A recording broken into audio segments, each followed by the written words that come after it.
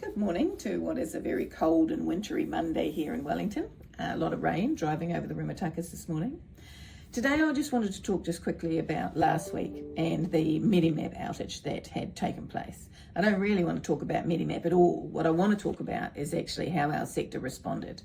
So, last Sunday, not the Sunday just gone, the Sunday before, at about 1:30, a whole lot of digitised systems around medication distribution and so on went down.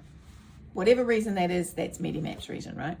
So our sector then had to respond quite quickly, and which is what they did. They switched to paper-based, they put in the checks and balances that they needed to put in, they implemented the plans that they already had to make sure that they managed the residents that they had appropriately and that they still got their medication, the right medication at the right time and the right dosage. So that is what our sector did.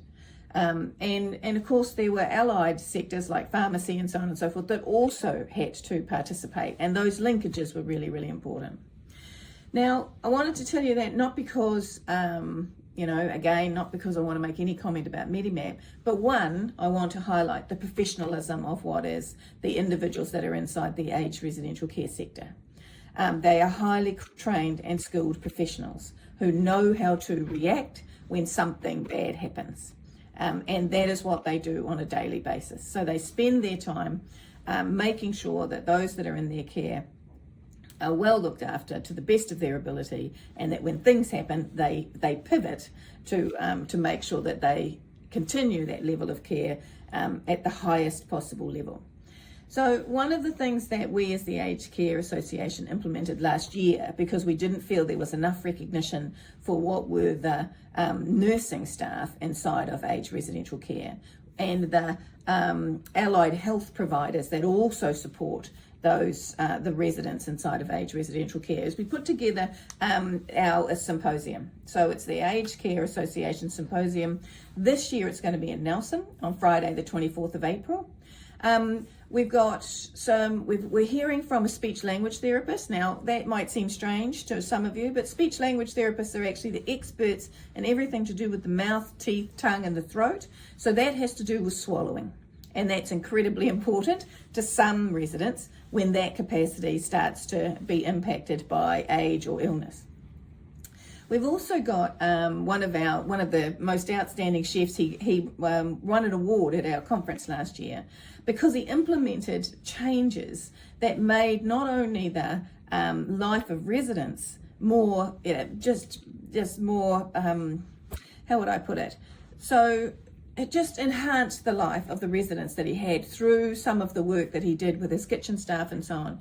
But it also created efficiencies for his business, because the whole purpose of the symposium this year is about making change, is about taking control and making sure that you drive change to improve the lives of residents, to improve the work environment of fellow staff members, and to improve the overall, basically, what is the standard inside of aged residential care.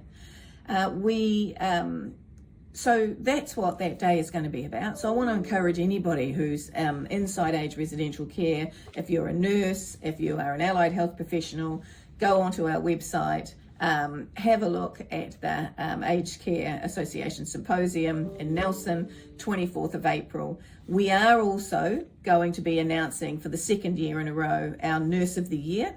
Nominations are open now. They close on the 20th of March. So if you know somebody, or you believe you are somebody that exemplifies what is a high level of skill and compassion and empathy and work ethic inside what is aged residential care, we want you to be nominated. We want to acknowledge and recognise that the nursing skills required, the level of professionalism required in aged residential care, with the level of acuity and the diversity of human conditions that you are dealing with, we want to make sure that you are recognised. So please nominate somebody if you think that they should be nominated.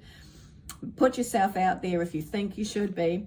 And if you want to know how you can make change, because change often starts with the smallest of ideas, and we don't have a lack of ideas, we just have a lack of follow through. So we want to empower you to understand how to follow through, to get those good ideas out there to actually make change in the sector. Nelson, 24th of April, go to our website and let's see you there. Bye.